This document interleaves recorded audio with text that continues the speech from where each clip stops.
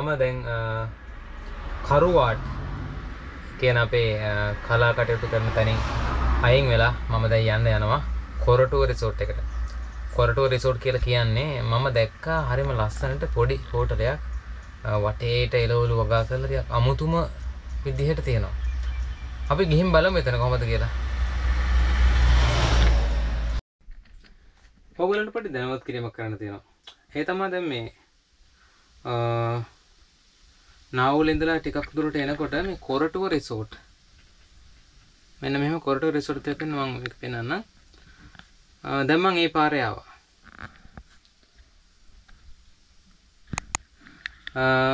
මේ ගමේ කට්ටියන් ඇහුවා එහෙම එකක් දන්නේ නැහැ. මම දැන් රිසෝට් එකට උදේ ඉඳලා කෝල් කරනවා ෆෝන් එක ආන්සර් කරන්නේත් නැහැ. මට දැන් දැක්කම තේරෙනවා මේ ෆොටෝ ලංකාවේ ෆොටෝ නෙමෙයිද කොහොද? මේක දැන් මම මේතෙන්ට ආවනේ. මේ හවට තියෙන්න පුළුවන් පරිසරයක් නෙමෙයි මේ කොරටුව රිසෝට් එකේ තියෙනවා කියලා තියෙන ෆොටෝ වල තියෙන්නේ. ඒ කියන්නේ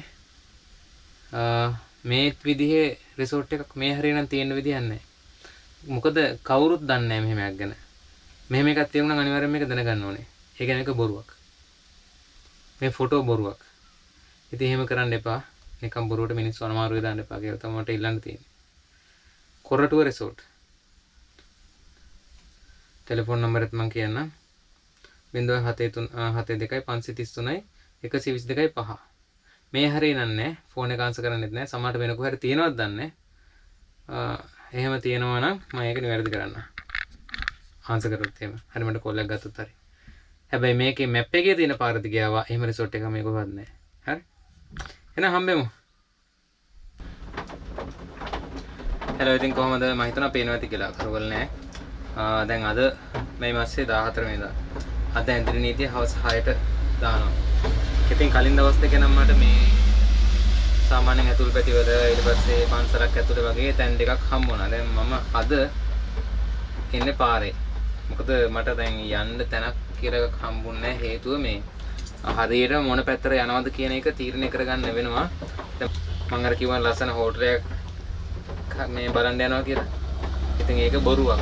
ඒකත් එක්ක වැඩසටහන සෑහෙන අවුල් ගියා. මොකද හේතුව දැන් මම අද ඒ හරිය කතා කරලා ඒ පාක් එකේ ඉන්න කියලා තමයි හිතාගෙන හිටියේ. මොකද මේ ඇදිරි නීති නිසා. ඇදිරි නීති නැත්තම් නම් ඉතින් ගැටුව නෑ නේද? කැලේ ප්‍රශ්නෙකුත් නෑ. දැන් මං ඉන්නේ ටවුන් කිට්ටුව. දම්බුල්ල ටවුන් එක මෙතන ළඟ ඉස්සරහින් තියෙන්නේ. ඉතින් ඒක තමයි දැන් තියෙන එකම ගැටලුව.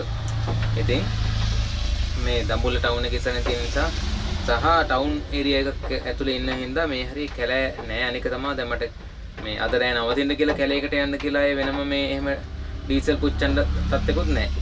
ඉතින් ඒකත් එක්ක මම දැන් ඉන්නේ මෙතන ප්‍රධාන A9 පාරයිනේ. බලමු අද රැට පොලිසියෙන් ඔත් ඇවිල්ලා මම උස්සන් ඇයිද කියලා මම හිතන්නේ එහෙම වෙන කන්නේ කියලා. මොකද කිව්වට පස්සේ ඕන කෙනෙක්ට තේරෙනවා මේක අනික. පෙන්නන්න දේවල් තියෙනවනේ ඉතින්. වීඩියෝ නේද අපි කරන වීඩියෝ. ඒකට විශ්වාසයක් ඇති කරන්න පුළුවන් නේ මම මෙහෙම හොරෙක්වත් මොකෙක්වත් නෙමෙයි. මම මේ වීඩියෝ හදන මිනිහෙක් බොහොම අහිංසකව කියලා. ඉන්නේ බස් එක ඇතුලේ කියලා. මොකද දැන් ඇදිරි නීතිය දැම්මට පස්සේ එළියට තමයි යන්න බැන්නේ තමන් ඉන්න තැනින්. ඒ තමන්ගේ නිවසෙන්. දැන් මගේ නිවස මේක නම් මොකද්ද කියන්නේ.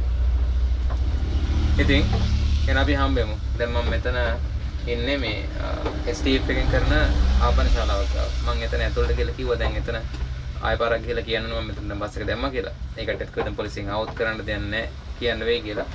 අවුට් කියනවා. නැත්තම් ඉන්නවා. බලමු මම හෙට උදේ කියන්න මොකද උනේ කියලා අදට. hello good morning. එහෙනම් අද මේ මාසේ 15 වෙනිදා මම ඔයගොල්ලන්ට කිව්වේ මම ඉන්නේ ඊයේ දැන් ඇදරි නේද දැම්මනේ. මම ඊයේ හිටියේ දම්බුල්ල නුවර ඒ කියන්නේ A9 පාරයිනේ. ඇදරි නේද දැම්ම කියලා එහෙම අවුලක් වුණා. මම දැන් ගිහිල්ලා කිව්වා එහා පැත්තේ අර STF එකෙන් කරන පොඩි කැම කඩයක් තියෙනවා. එතන මම ගිහිල්ලා කිව්වා මම එතන නවත්තන් ඉන්නවා. මෙහෙමයි කියලා. මොකද දැන් කියන්න බෑනේ. පොලිසියෙන් ඇවිල්ලා මොකක් හරි ප්‍රශ්නයක් ආවොත් කියලා.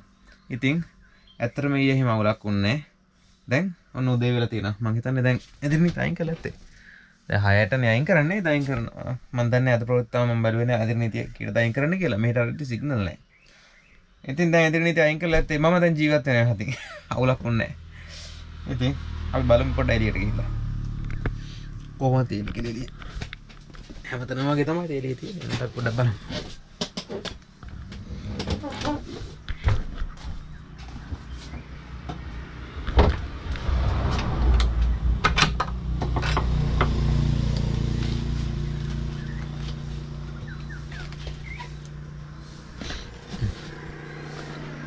අම්මෝ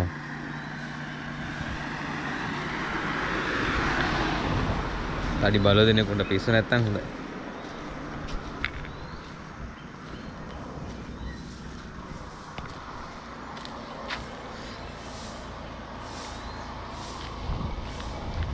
මේ තමයි මම ඊයේ හිටපු තැන.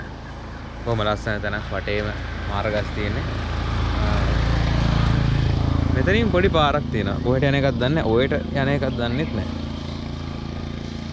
මෙහෙම පාරක් වගේ තියෙනවා. ඉතින් මේ තමයි අර කෑම කඩේ. මේක මේ මොනවාද STF එකෙන් කරන එකක්. දැන් ඉතින් මම උදේම පොඩ්ඩක් යන්න ඕනේ ඒ කෑම කඩේට කතා කරලා මගේ පවර් බැංක් එක බැහැලා. දැන් මම මේ පවර් බැංක් එක ගහලානේ වීඩියෝ කරන්නේ. මේ පවර් බැංක් බැහැලා එතන පොඩ්ඩක් දීලා අහන්න ඕනේ පවර් බැංක් එක charge කරගන්න පුළුවන්ද කියලා. ඉතින් මම ඒක පොඩ්ඩක් බලන්න. බලලා මම දැන් අද යන්න හිතන් ඉන්නේ කලුන්දෑව පැත්තට. මෙතන ඉස්සරහින් හැරෙනවා. මං කියන්නේ මුලින් මං යන්න හිතාගෙන හිටියේ පොළොන්නරුව පැත්තට. මෙතනින් සීගිරිය පැත්තෙන් ගිහලා පොළොන්නරුව පැත්තට තමයි යන්න හිතන් හිටියේ. හැබැයි දැන් මේ තියෙන ඩීසල් ප්‍රශ්න ඒවත් එක්ක මම කල්පනා කරා පොළොන්නරුව ගමන ටිකක් පස්සට දාන්න. මොකද මගේ ලොකු ආසාවක් තියෙනවා මේ ඔය කඳු පැත්තට යන්න. නකල්ස් පැත්තට යන්න. නකල්ස් රිවර්ස්ටන් මේ පැත්තට ගිහිල්ලා හරි ලස්සනයිනේ නේද? අපි කවුරුත් ආසයි ඉතින් කඳු පැත්තට යන්න. ඒ හින්දා මම මේ කලුන්දෑව පැත්තෙන් හැරෙනවා. හැරලා මම බකමූණ පැත්තෙන් තමයි යන්න හිතන්නේ. ඉතින් මෙහෙමයි බකමූණ පැත්තෙන් යන ගමන කොට දුර එකක් වෙයි.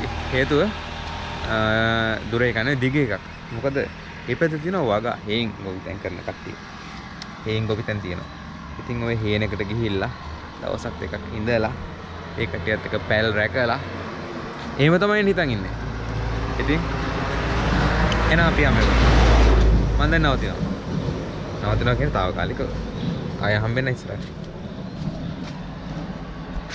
පේනව නේද වටේ? ඉතින් බල්ලෝ සෙට් එකක් ඉන්නවා බලාගෙන මොනව කරන්නද දන්නේ.